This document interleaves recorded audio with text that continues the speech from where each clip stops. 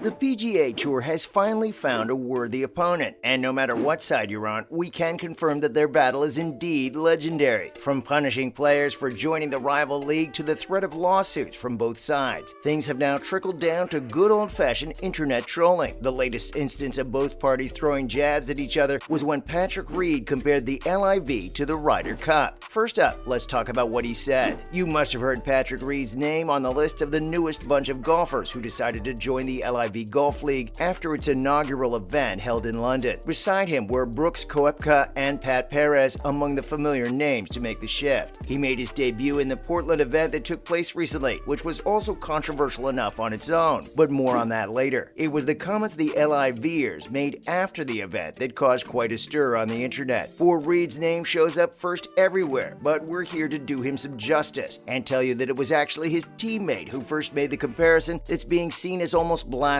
on the other side of the court. Gooch told the reporter in an interview after the Portland event that even though he's never played the Ryder Cup or the President's Cup, he doesn't think this league's any different from those. If anything, he thinks the energy is awesome and unlike anything he's ever seen before, saying it's as cool as it gets. Now you know that these two cups are among the most honored and prestigious golf events, right? Because if you don't, you probably don't understand the sheer offensiveness of this comment. But see, it didn't end there. Reed joined in and piggybacked on his teammates' comments only to echo what he had said earlier. But his remarks were probably received as much fouler because this guy, unlike Gooch, had actually played both the sacred cups. Patrick said he was overwhelmed by the number of his fans on his side in Portland that he might even need to think about moving there. He said that the event was surreal and felt just like being at Ryder or the President's Cup because of the level of enthusiasm and interest. He compared LIV to not one but two PGA affiliated tournaments at the end of a very controversial event of a circuit that's currently at war with American golf. In America, knowing the ruckus it had caused. Well, to be honest, they do say that those golf balls are sturdy and unbothered as heck. But wait for a second, Twitter didn't just let that go. Even before these unholy comparisons, you couldn't really find much pro-LIV sentiment on Twitter. But this just made their reputations go downhill when there wasn't much of a hill left to go. But these two, Taylor Gooch and Patrick Reed, did it to themselves. Kyle Porter, who's a golf writer for CBS Sports, expressed his disbelief at Gooch's statement, but in his shock, he also kind of sounded like this was inevitable and he had seen it coming. And the replies to his tweet were not a good place for Taylor and Patrick. Many athletes and even the fans took it on themselves to roast them alive to a crisp. Someone went on to call his statement a moronic comment. Yes, people found it that offensive and obscene. Canadian golfer Mackenzie Hughes called this fun, unlike any other funny thing to come of the LIV, saying this was hands down number one of the many LOL moments she's seen in this frenzy. The world's fifth-ranked golfer, Justin Thomas's thoughts were also similar to Mackenzie's, but he took it a step further, and in a comment on Instagram called it one of the funniest things he's seen on the entire internet, not just the LIV Golf. Also, someone just went and edited Gooch's Wikipedia article, and in the introduction wrote that he'd never played the Ryder Cup and was a player depending on his Saudi overlords. The reason he got grilled was more than he just straight up talked about tournaments he's never been in. Like, brother, of course you haven't seen anything like this before because clearly you haven't seen enough. Other than this, there were also some very angry and mean things that people posted about Reed and Gooch, which of course is never the way to do it. Disagreement's fine and anger's understandable too, but it's always better when communicated with respect. And you know, a little humor doesn't hurt either. Also, the Portland event wasn't so well received. What actually makes this so much worse has to be the fact that the Portland event wasn't as calm and chill as these players made it seem. This event, which took place in a little town in Portland, Oregon, was the LIV League's first ever American event, and all the anger towards the Saudi-backed rival league that had been brewing in America displayed itself in full force. Get ready, folks, this is intense. First, let's talk about the protest that was demonstrated near the venue. These were people who were either themselves survivors of the September 11 attacks or had lost someone that day, and also those who came along to show solidarity. There was a man in this protest who'd lost his father in 9/11 when he was a teenager. He voiced what the purpose of this protest was. He said he wanted the players who had joined the LIV League to come here and look these people in the eye and see if they can still justify their decision to give strength to a Saudi venture. But the Saudi link to the 9/11 tragedy isn't the only issue here. Portland has its very own questions that need to be answered as well. In 2016, a Saudi university student student hit a teenage Portland citizen named Fallon Smart with his car. Fallon died as a result, but before the Saudi guy could be put to trial, he escaped the U.S. It's believed that the Saudi government was directly responsible for this. They made a fake passport for him and flew him away in a private jet. But of course, judging by the LIV players' attitude, the Saudi government isn't sketchy and the water isn't wet. The mayor of the town of North Plains wasn't happy about having to host this, and he actually tried to convince the club owner to cancel the event. Not only that, but a total of 10 mayors from nearby towns all signed a letter condemning the event, saying it wasn't something the local communities agreed with. Even a U.S. senator said this sports washing was unacceptable. But if you've been listening, you know that none of that stopped the event from happening or from the players comparing its energy to the fan-favorite golf cups. So was there ever room for comparison? Apparently, the basis for likening the LIV Golf to those cups is the team format of gameplay, because the PGA Tour itself doesn't have that kind of thing. And LIV made a big deal of introducing team play. But fans and PGA loyalists point out that this doesn't make any sense. Even if we're talking about teams here, the natures are quite different. See, for example, how in the Ryder Cup, a team from the United States is faced with a team from Europe. Also, the venues keep switching back and forth throughout, from America to Europe. The LIV Golf, on the other hand, doesn't even have so many players. There are teams, sure, but it's not expansive at all. The whole thing's between the few players who just joined the league. Now come to the President's Cup, where a team from the United States competes with an international team. This international team's comprised of players from all over the world except for Europe. But what sets it apart from all other competitions is the fact there's absolutely no money involved in this. We're talking no prize money, no purses, nothing, just golf for the sake of golf. So yeah, we're afraid there's no room for comparison when it comes to this one, because those hundreds of millions of dollars are kind of in the way. Now, in other news, first up, Billy Horschel's had enough. Billy Horschel, who's currently ranked 15th in the world, spoke about the players who ditched the PGA for the Saudi Golf League. He didn't hold back one bit and called them hypocrites and liars. He thinks that if they've made their decision, then they should stay away from the PGA and DP Tour. He said he didn't say much about this before, but now he's tired of being diplomatic and isn't afraid to say things as they are. And Reed thinks LIV's here to stay. Unlike the people over there at the PGA, Patrick Reed thinks LIV will sustain itself for a long time. He said that the PGA knows how well the LIV Golf's doing and how big of a threat it could be, which is clear from how they're raising their purses. He also thinks the PGA Tour's copying what they're doing. Also, the LIVers are having fun. The Saudis have showered their golfers in luxury. In a recent video that came out on Twitter, you can see the absolute madness of a private jet that the players were flying in. In that insane jet, the players are seen singing, drinking, and having fun. That's a wrap for this video. What do you think about the comparisons between the two golf circuits? Are you more willing to give LIV a chance now than you were before? Let us know in the comments below. Don't forget to give this video a thumbs up and subscribe to our channel for more videos like this. See you in the next one.